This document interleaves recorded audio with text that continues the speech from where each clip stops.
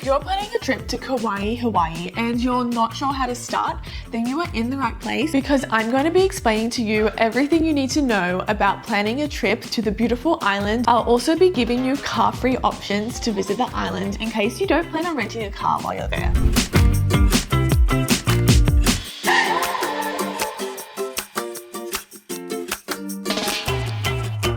Hi everyone, welcome back to another travel guide. My name's Rachel and I'm a solo traveler and photographer from Australia. This video is part of my travel guide series where I break down a location for you, giving you everything you need to know to help plan your trips better. So check out the playlist to see what other places I have a guide for. So a few years ago, I went on a solo 4-day trip to Kauai. I actually did it without a car, and contrary to popular belief, it is possible to see some of the main attractions of the island without one. Obviously, it's going to be a lot easier to have a car and you're going to have a lot more freedom there. I still had an amazing time visiting this island. I feel like I did hit up the majority of the spots that I wanted to. There are a few I missed out on, but in some ways that's okay because it's just an excuse to go back. So first off, how is Kauai different to the other Hawaiian islands and why should you go? Kauai is definitely one of the lesser known islands compared to Oahu and Maui, which are two of the most popular. So if you're looking for a place that's a little less touristy and less built up, then Kauai is the place to go. And the fact that it is a less popular island means you're going to get a more authentic experience. Kauai is actually the oldest of the Hawaiian islands. Because of how old it is, it does make a difference in its geography. It's got some higher mountains than some of the other ones. It's got some finer, wider sand beaches as some of the other ones. So it does make it truly, truly beautiful. When should you visit? The peak times is the summer months between June through to September, and the off-peak times are spring and autumn. And the winter months, which is December through till around March, are best for whale watching and surfing. So the best time to visit Kauai is actually the off-peak times because the weather, believe it or not, is actually better. The temperatures are generally in the mid to high 20s Celsius or in the 70s or 80s in Fahrenheit. There's also less rainfall in these off-peak times, and of course there's better accommodation deals and less crowds and tourists. I went in mid-September. I didn't find too many crowds and the weather was pretty good. The water, however, was a little bit more choppy. I spoke to one of the guides on the tours that I went to, and she did say in general, as it does start getting towards autumn and winter, the waters are a little bit more rough. So keep that in mind as well. So how do you get to the island of Kauai? You're going to have to fly in. There's really no other option but to fly. There are a few direct flights from certain areas on the mainland of the US. Otherwise, you'll probably have to head to Oahu and then you can catch a very short 40 minutes or less flight and you'll be flying into the town of Lihue. The island of Kauai is split into 5 different districts. The first is Lihue. It's Kauai's commercial hub and where the main airport is. Up from Lihue is the east side. It's a convenient location with rich cultural history. The North Shore is known for its lush landscapes, towering cliffs, and beautiful beaches. The South Shore, it's the sunniest area on the island with lots of family-friendly beaches. And lastly, the west side, mainly known for its lush, natural, untouched nature. So now that you know the different areas of the island, you might already be getting an idea of where you would want to stay. But here are some extra things for you to consider. So if you're going without a car, Lihue would be the best place to stay. That's where I stayed, and it was great because it was a central area halfway between the north and south shore, and it's also where all the buses start and end. So it makes getting around a lot easier. A lot of the tour companies will pick you up from Lihue as well. So Lihue is definitely the place to go if you're going without a car. If good accommodation next to the beach is what you want, then Kapaa is probably the place to go, and you can catch like Uber to and from. Otherwise, look at the bus timetable. Now, if you do plan on getting a car, then your options are endless. You could technically stay anywhere. I would recommend splitting up your time depending how long you plan on staying there, in staying in the North Shore and the South Shore. That way you get the best of both worlds. You don't have to be traveling around so much because there is only one main road on that island and it does take a couple of hours to get from the top to the bottom. So stay a couple days maybe in the North Shore, do North Shore activities, then head down to the South Shore, do South Shore activities. Next up is how to get around. As I said earlier, driving and getting a car is going to be your easiest, most convenient option for getting around the island. You can rent a car from the airport, or there are a bunch of independent car rental places, mainly in Lihue. Turo is also an option to rent cars. It's kind of like Airbnb but for cars. So you can get some some cheaper options through Turo. So there are 4 ways to get around the island without a car. First one is walking. Be careful with Google Maps. When you put in walking distance, it may look like it's only 20 minutes away and stuff, but then when you start to do it, like there's no walkway and you end up walking like on the side of the road, and cars go fast. So you can't always walk everywhere. Like I made that mistake myself actually. The second option of getting around is the public buses. They're not like the big huge buses you would get normally. They're like smaller, maybe fit like 15 people, something like that on them. So they're not going to get you to all the tourist destinations, but they do get you to the majority of the main ones. They have the long distance ones that'll take you between the different towns, which costs $2 to ride. And then there are local lines just within the town, and those ones cost 50 cents. And you can pay in cash, or there are certain retailers that you can go to that will give like week-long or month-long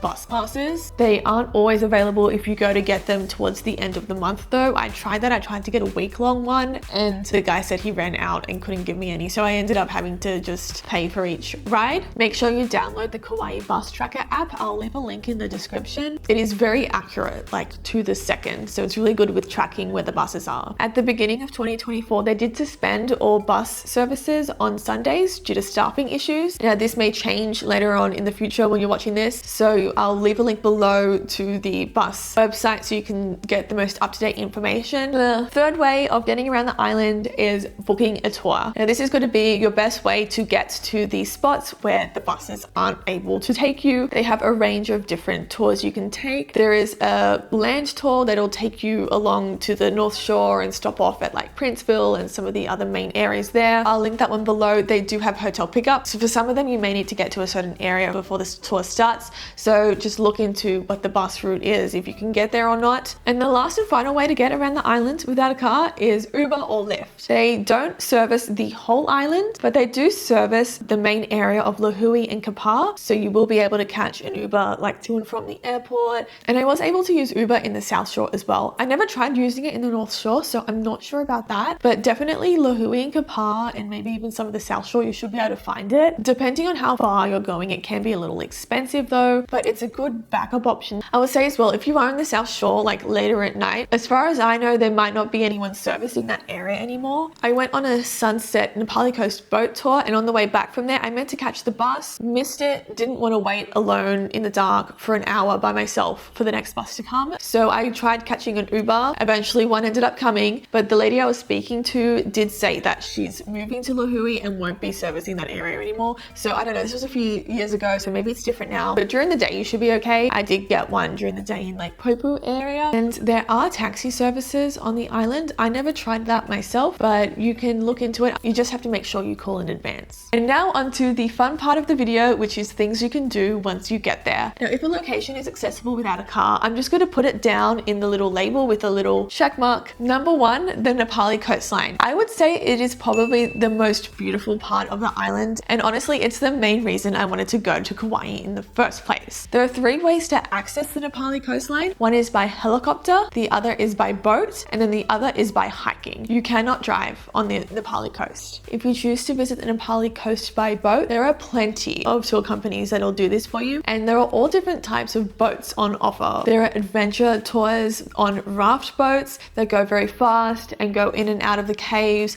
and they'll stop for snorkeling. There are chill, relaxed catamaran tours you can do at sunset. It's a little bit more romantic. And then there's a type of tour that I actually did, which was a kind of like in the middle. It wasn't a huge catamaran, but it wasn't a tiny raft boat either. And that one also stopped and did some snorkeling as well. I will leave a link in the description to the tour I did, as well as some of the other options that you can do. Number 2 is the Waimea Canyon, which is known as the Grand Canyon of the Pacific. There are a couple tours you can do here, and then you can drive here to certain lookouts, and it just looks like another world. It's all red rocks and just completely different to the rest of the island. And you cannot miss doing a helicopter tour. Kauai is one of the best places in the world to do a helicopter tour. Rather than just flying above everything, you're actually flying in between things. You're flying around the mountains, you're flying in and out of the Nepali coast, you're flying past waterfalls. I loved it. It was one of my highlights of the whole trip. I will leave a link in the description to some different helicopter tours you can do, and the one that I did. There's also Koki State Park, where you'll get iconic views of the Nepali coastline, and there's also hikes in this area too. There are also a couple of different botanical gardens. Allerton Gardens is a very popular one on the South Shore. Some popular beaches which are also good for families include Lydgate Beach Park, Mahalipu Beach, sorry about that pronunciation, and Hanalei Beach. Wailua Falls is a popular waterfall you can visit. One of the most popular spots in the island is Hanalei Bay and Hanalei Pier, as well as Hanalei Valley Lookout. I would say the Hanalei Bay area was my favorite area on the island. It was just so beautiful and peaceful, and the beach was just pristine. This is also a really good spot to watch the sunset. And then there's also this really cute church in that area you could check out if you want to. Poipu is a popular place on the island. It's located in the South Shore. It's the sunniest area on the island. A popular hike is the Kalalu Trail, sorry about my pronunciation, and it actually goes along the Hanalei coast. I believe you need to pre-book a permit to do this one,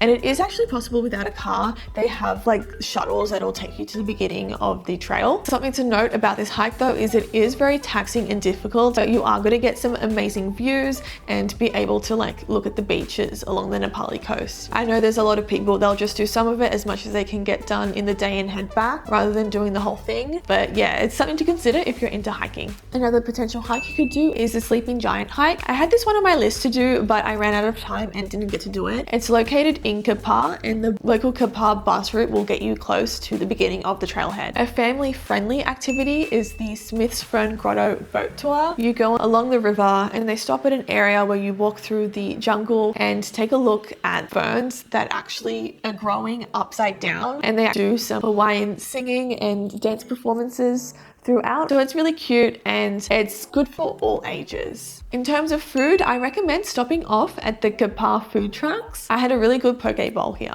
Another area to visit is the Princeville area. There's a beautiful lighthouse in that area that you can visit. And there's also Queen's Bath, which is where you can do cliff jumping if you're into that type of thing. I also feel like you can't visit Hawaii without participating in some sort of local cultural experience. So some of the cultural and historical sites you could check out on the island include the Kauai Museum in Lahui, Grove Farm Sugar Plantation, Kealua Lighthouse and Wildlife Refuge Area. Smith's Tropical Paradise Garden is one of the most popular luau's on the island of Kauai. And that is it for my Kauai travel guide. I know this was a long one, so thank you for sticking around. If you enjoyed it, please give me a thumbs up and comment below if this helped you plan your trip to Kauai. And make sure you subscribe so you don't miss another video. I'll be posting travel guides, travel vlogs, and solo travel tips. So if you're into any of that stuff, please hit that subscribe button. If you want to know more about my trip to Kauai and what it's like on the island, my itinerary, check out my vlog over here, and I'll see you over there. Bye.